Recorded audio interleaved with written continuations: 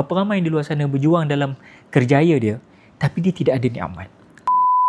Assalamualaikum warahmatullahi wabarakatuh. Salam sejahtera guys. Akhir zaman, kita berada di zon itu.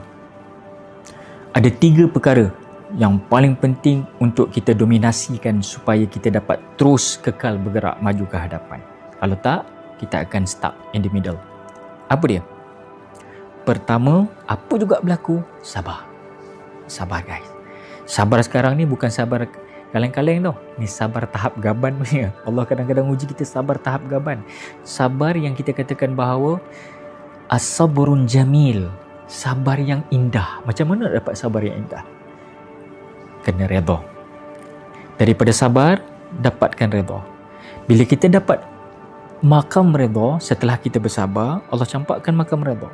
Makam redha ini, ada orang kata, guys, redha ni kau kena pasrah je. No. Pasrah itu berbeza guys. Pasrah makna dia menyerahkan segala-galanya. Dia tak mau lagi nak berusaha, dia tak mau lagi bertindak, dia hanya statik duduk diam. Itu pasrah.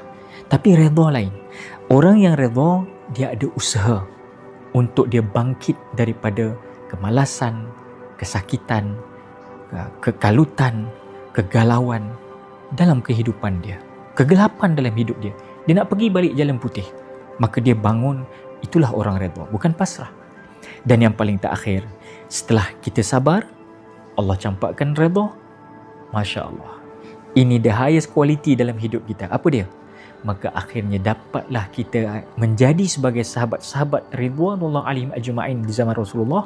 Mereka berperang, mereka berjuang. Di saat bermati-matian mereka mempertahankan agama. Kerana apa? Sebab mereka sudah dapat dicampakkan oleh Allah Subhanahu Wa Taala. Pertama, mereka sabar bersama dengan Rasulullah. Mereka redha dengan apa yang dibawa oleh Rasulullah. Dan akhirnya Allah campakkan nikmat kelazatan dalam peribadatan mereka. Maksudnya apa? Dia berjuang tu, Allah campakkan nikmat. Berapa ramai di luar sana berjuang dalam kerjaya dia, tapi dia tidak ada nikmat.